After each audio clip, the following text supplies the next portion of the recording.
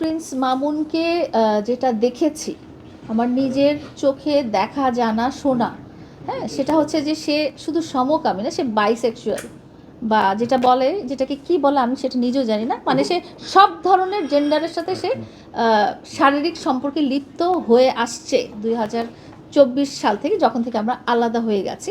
এবং তার যথেষ্ট প্রমাণ, যথেষ্ট ছবি, যথেষ্ট ভিডিও ফুটেজ আমি দেখেছি। এবং যাদের সাথে সে এই ধরনের কাজ করেছে তাদের মধ্যে অনেক মানুষ আছে যারা আমাকে নিজের মুখে বলেছে যে তাদের সাথে এই ধরনের শারীরিক সম্পর্ক মামুন করেছে, কখনো উইলিংলি করেছে, কখনো মাদক গ্রহণের কারণে করেছে, কখনো ফোর্সফুলি করেছে, বা কখনো টাকার জন্য করেছে। যে করেছে একটা সমকামী মানুষের সাথে সে এই ধরনের সম্পর্ক করেছে বিকজ সেই মানুষটা হয়তো তাকে অনেক টাকা দিয়েছে, অর্থ দিয়েছে, বা তাকে সহায় সম্পত্তি দিয়েছে।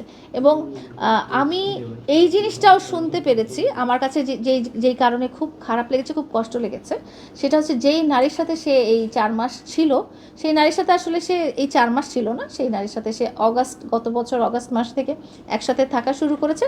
4 মাসে সম্ভবত তারা বিয়ের একটা রেজিস্ট্রি বা কাবিন হয়তো বা এই ধরনের কিছু করেছে।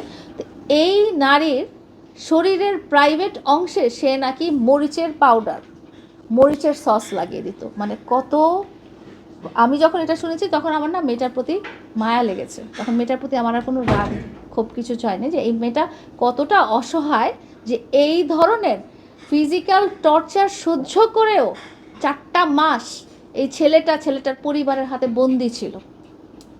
প্রথমত আমি যেটা বলতে চাই, যে যখন আমি আর সে আমরা একই বাসায় থাকা শুরু করলাম 2022 থেকে, 2022 থেকে নিয়ে 2023-এর 2024 পর্যন্ত আমরা যখন একই সাথে থাকা শুরু করলাম, ওই পিরিয়ডটাতে আমি তাকে মাদক গ্রহণ থেকে বিরত রাখার চেষ্টা করেছিলাম। যদিও সে বাইরে যেয়ে হয়তো একটু একটু নিয়ে আসতো, বাট ইয়াবাটা আমি তখনও ওইভাবে ডাইরেক্টলি দেখিনি। এবং ওই সময় তার ওই ফিজিক্যাল চাহিদাটার যে এই বিকৃত চাহিদাটা, এই চাহিদাটা আমি ওই সময় উইটনেস হইনি। কিন্তু যখন সে আমার কাছ থেকে চলে গেল 2024-এ, তখনও কিন্তু আমরা ফর্মালি আলাদা হয়ে যায়নি, আমাদের সাথে যোগাযোগ ছিল।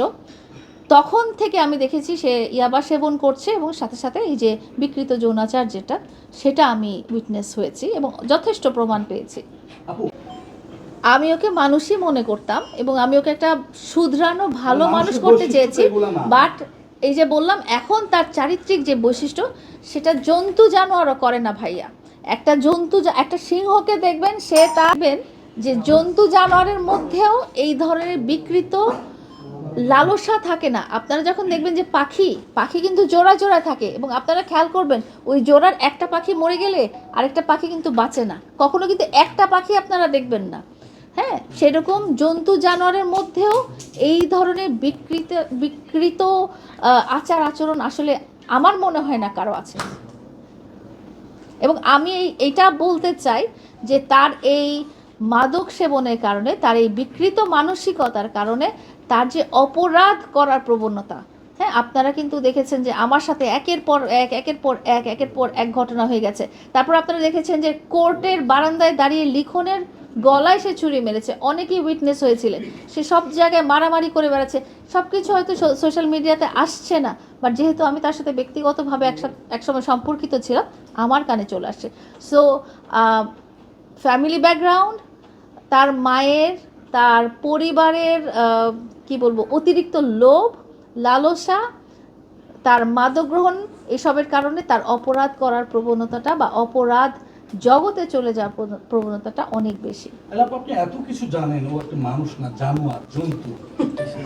তাকে আপনি মানে ঘরে নেওয়ার জন্য, আপনি একটা জন্তুকে ঘরে নেওয়ার জন্য এত পাগল কেন? না, কোথায়, আমি তো পাগল না। আমি তো নিজে ওকে বাসা, না না, আমি নিজে ওকে বাসা থেকে বের করে দিয়েছি দুইবার ওকে বাসা থেকে বের করে দিয়েছি। ও চলে এসেছে, ও যখন দেখেছে ও শেল্টার পাচ্ছে না ঠিক মতো। বানর কি করে ভাইয়া, বানর হচ্ছে একটা ডাল ধরে তারপরে আরেকটা হাত ছাড়ে। বানর কিন্তু কোনো ডাল না পেলে 2 হাত ছেড়ে দেয় না। সো মামুন ইন সার্চ করতে থাকে যে ঠিক আছে, আমি লায়লা হাত ছেড়ে আমি কি ওরকম একটা টাকা পয়সাওয়ালা হাত পাবো, নাহলে লায়লা হাত ছাড়লে তো আমি আবার ওই বস্তিতে চলে যাব। তো ওইরকম হাত তো সহজে কেউ দিতে চাবে না। তো একটা হাত ছেড়েই তারপরে সে আরেকটা হাত ধরে এরকম। তার মানে ওর জন্য একটা দরকার জুনিয়র সাকিবের বইয়ের মতো। Storage full. ওর জন্য যে এতদিনেও কেউ আসে নাই কেন, আমি সেটাই চিন্তা করতেছি। আচ্ছা, আর কারোর প্রশ্ন তো এলো নেই?